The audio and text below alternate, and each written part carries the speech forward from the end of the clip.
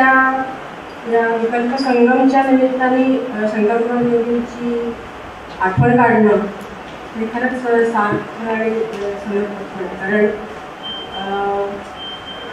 शंकरगुरुवार योगी हे खाण कामगारांचे नेते होते. छत्तीसगडमध्ये खाण कामगारांची एक सशक्त अशी संघटना त्यांनी उभी केली. आम्ही साधारणतः 81-82च्या आसपास त्यांना भेटायला गेलो होतो तेव्हा म्हणजे कामगार वस्तीमध्ये त्यांचं घर असं वेगळं ओळखू येणार नाही अशा तऱ्हेची एक एकरूपता कामगार वर्गाशी त्यांची म्हणजे मनात खरंच हसून गेली.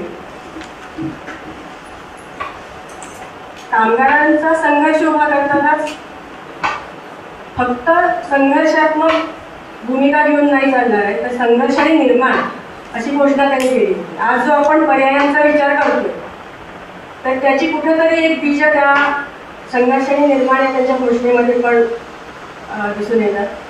कामगार वर्गाला स्वतःचे पर्याय निर्माण करायला हवे असा आग्रह त्यांनी धरून कामगारांचं पर्यायी हॉस्पिटल उभं केलं होतं. प्रस्थापित वर्गाला त्यांना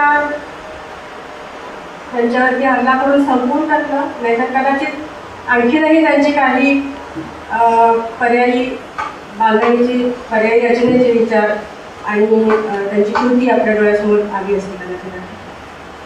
तर आज जे आपण विकल्प म्हणजे पर्याय शाश्वत पर्याय हे याच्यासाठी चर्चा करण्यासाठी आणि पुढे नेण्यासाठी जे करतो, तर आज त्यांची आठवण काढणं हे खरंच आपल्या सगळ्यांना अतिशय आवश्यक आणि त्यांच्या स्मृतीला अभिवादन करून.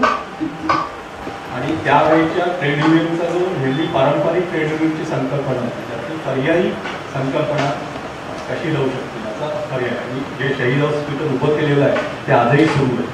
आणि तरुण पिढी त्याच्यामध्ये त्या शहीद हॉस्पिटलला चालवण्याचं प्रयत्न नवे त्याच्यामध्ये जोडल्या जातात. ती प्रक्रिया आजही कामगारीने उभं केलेलं पूर्ण हॉस्पिटल आहे, आजही ते त्यांच्या भरोशावर हे होतं. असं शहीद हॉस्पिटल अजूनही सुरू आहे.